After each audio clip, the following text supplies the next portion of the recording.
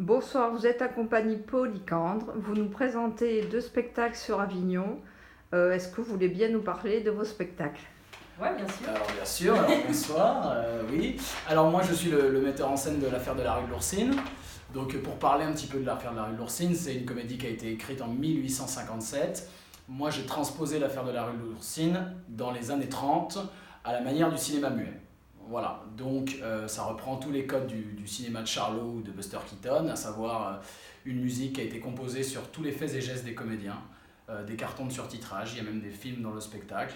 Et il y a un vrai prétexte au muet, j'ai pas choisi le muet juste pour se faire plaisir, mais il y a un vrai prétexte, pour ça il faut découvrir la pièce parce que ça se trouve à la fin. Voilà. Nous sommes 5 sur le plateau et puis nous avons un décor des années 30, donc un appartement art déco avec 5 comédiens qui vont résoudre cette espèce de polar des années 30. Comédie polar, je peux l'appeler comme ça. Et d'où l'idée de ce spectacle muet, oui, j'aimerais bien que vous approfondissiez, Bien parce sûr. que c'est Alors, assez rare. Pourquoi le muet? J'ai commencé à monter l'affaire de la rue de l'Oursine assez simplement, de façon classique, avec le texte simplement. Et le propos m'intéressait, mais vite les dialogues m'ont vite ennuyé. Alors je suis désolé pour Eugène Labiche, vraiment, mais j'aime beaucoup cette intrigue. Il n'y a pas d'amant dans le placard pour une fois dans un vaudeville, et ça m'a plu. Mais les mots m'ennuyaient et c'était l'action qui m'intéressait. Et moi je suis vraiment très intéressé par le théâtre de corps. Et je me suis dit, au détour d'une répétition, est-ce qu'on ne le ferait pas en muet ce truc? Et les comédiens étaient surpris sur le coup, et puis j'ai tenté des choses. J'ai commencé à envoyer de la musique, etc. Nous avons travaillé comme ça.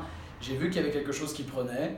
Et bon, c'est une théâtralité qui était inconnue pour moi. Du coup, j'ai vraiment commencé par faire des erreurs, évidemment. Parce que je mettais de la musique, mes comédiens se calaient sur la musique alors que c'était l'inverse. Il fallait que je travaille en silence total, puis ensuite la musique venait après. Et c'était ça, vraiment.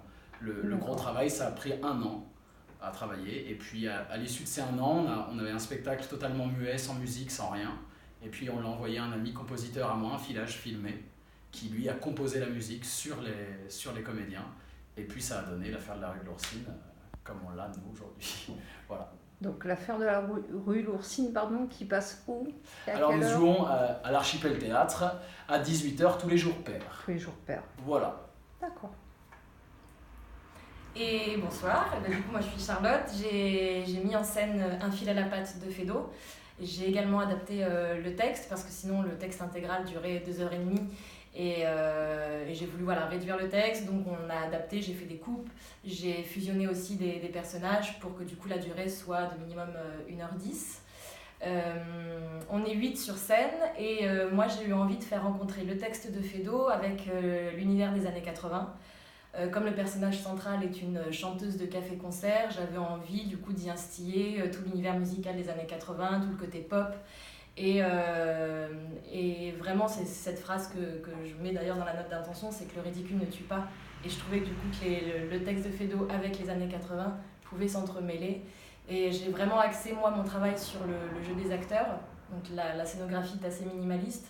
Mais par contre, ces 8 comédiens, je les ai fait vraiment travailler d'abord sur tout un travail de sensibilité, de sincérité, parce que c'était important pour moi de rester aussi fidèle au texte. Et Feydeau est vraiment sur ce décalage de clown et en même temps de masque social. Et on se cache derrière la lâcheté, des mensonges, tout un tas de vices comme ça que peut être l'humain sur toutes les époques. Et voilà, du coup, je les ai vraiment fait travailler après, dans un second temps, sur le côté clownesque. Pareil, comme Sylvain, j'aime beaucoup ce travail de corps aussi, ce travail de rythmique, parce que Feydeau, c'est de la musique. Hein, donc si on ne garde pas le rythme de Feydeau, l'énergie et toutes ces apartés, ces codes de jeu, il n'y a plus de Feydeau. Donc c'était important pour moi de garder ces codes-là aussi du vaudeville. Et ça passe? Et ça passe. Ça passe. Ah, est-ce que ça passe? Oui, non, ça passe. C'est tous les jours à l'Archipel à 19h35. Voilà. Très bien. Merci beaucoup. Merci. Merci à vous.